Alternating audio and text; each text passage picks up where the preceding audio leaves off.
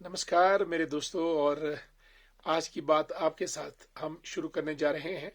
आज हनुमान जयंती का विशेष पावन अवसर है और आज हम राम भक्त हनुमान जी को उनके जन्म दिवस पर याद करते हैं। आपको मालूम है उनका जन्म दिवस चैत्र की पूर्णिमा को पड़ता है और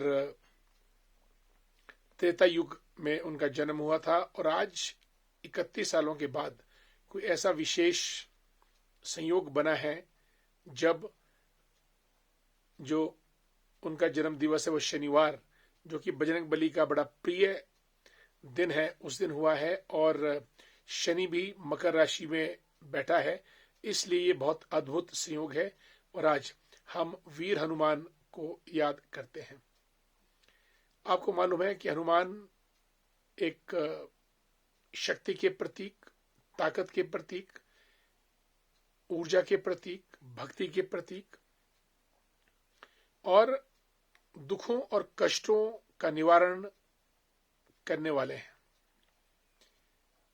राम की भक्ति में उन्होंने सब कुछ निछावर किया और एक निस्वार्थ भाव से राम का जो भगवान श्री राम का जो जीवन है उसमें वो उनके कदम के पीछे हमेशा चलते रहे और यहां तक कि समुद्र लांघ कर लंका भी पहुंचे माता सीता की खोज में। साथियों, माता सीता का एक विशेष अनुग्रह उनके ऊपर रहा है और इसीलिए हनुमान जो 7 चिरंजीवी हैं जिनकी कभी मृत्यु नहीं होती, जो आज भी जिंदा है, उसमें राम भक्त हनुमान जी का नाम शामिल है। और इस बात में कोई अतिशयोक्ति नहीं होगी अगर आज भी कहीं यदा कदा हनुमान जी के दर्शन किसी भक्त को हो जाए। वायुपुत्र हनुमान, अंजनी पुत्र हनुमान की गौरव गाथा बहुत अपरंपार है और यहां तक कि सूर्य देव जो उनके गुरु भी माने जाते हैं, उनको भी उसने अपने मुंह में हनुमान जी ने कैद कर लिया था। हुआ यूं कि माता अंजनी ने कहा था कि जब भी बेटा बगीचे में जाएं हनुमान जी से, तो आप केवल लाल लाल फल खाएं, पके फल खाएं, कच्चे फल मत खाएं। एक दिन हनुमान जी सोए थे, जब जागे तो देखा बाहर सूर्य पूरी लालिमा से चमक रहे हैं और हनुमान जी को भूख बहुत लगी थी और एक ही छलांग में वो सूर्य के पास पहुंच गए और सूर्य भगवान को अपने मुंह में फल समझकर डालने का प्रयास किया। जब ऐसा कर रहे थे तो साथ में उस दिन सूर्य ग्रहण का दिन था। राहु भी सूर्य को ग्रसित करने के लिए उनकी तरफ आ रहा था। हनुमान जी ने सोचा ये लाल फल है और राहु एक दूसरा काला फल है, इसको भी खा लिया जाए। और जब ऐसा करने वाले थे तो राहु डर के मारे वहां से भागे सीधा इंद्र देवता के दरबार में और कहा कि ऐसा ऐसा होने जा रहा है।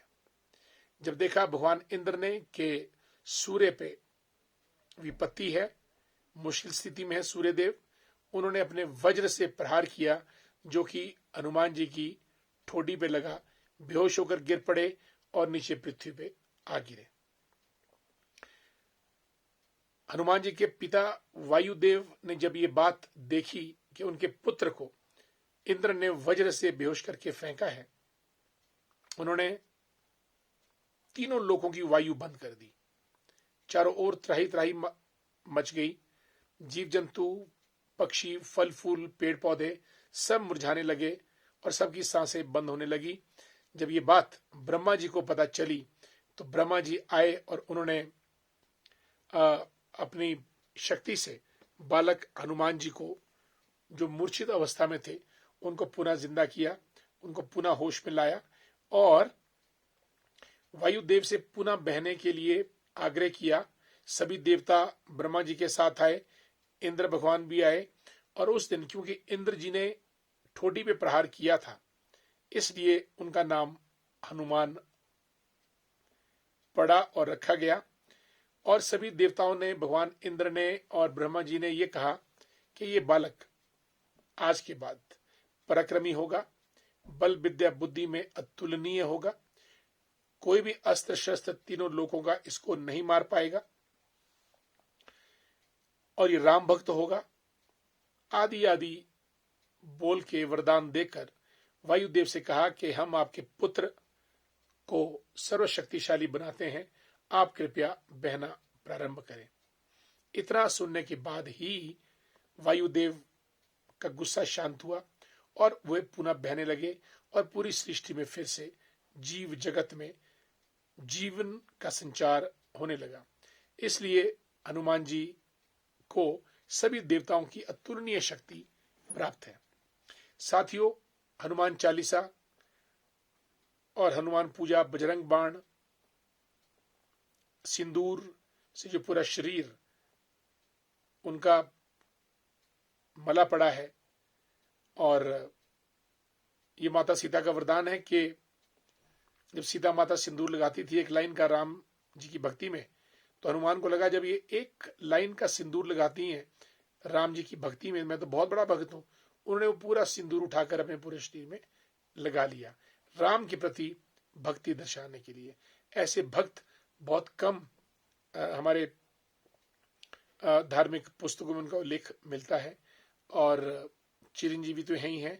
और रामचरितमानस के रचयिता तुलसीदास जी को तो उनके साक्षात दर्शन होते थे, क्योंकि जब वो रामायण का पाठ करते थे तुलसीदास जी, तो एक बुजुर्ग आदमी आके बैठ जाता था।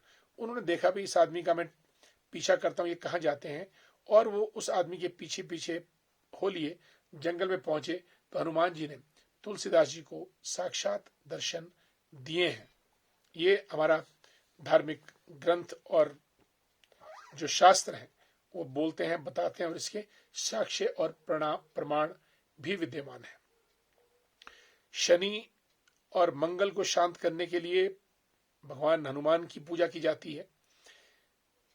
शिमला में तो हमारे 108 फीट की ऊंची जो जाखू हिल पे जो बहुत बड़ी स्टैच्यू है, 2010 में अभिषेक बच्चन ने तत्कालीन मुख्यमंत्री प्रेम कुमार धूमल जी की प्रेजेंस में उसका उद्घाटन किया था 2010 में। और आज 2022 में तकरीबन 108 फीट की ही हनुमान जी की विशाल प्रतिमा का अनावरण स्थापत्य माननीय प्रधानमंत्री नरेंद्र मोदी जी ने गुजरात के मोरबी नामक जगह पे किया है। साथियों, आजकल मैं टेलीविजन पे देख रहा हूं अजान और हनुमान चालीसा का द्वंद्व चल रहा है।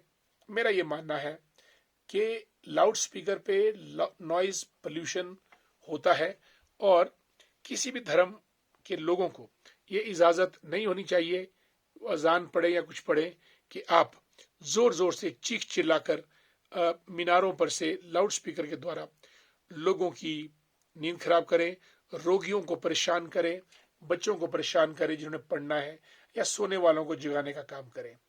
ये इसके ऊपर मैं समझता हूं कि law should take a very serious action under various provision of noise pollution act.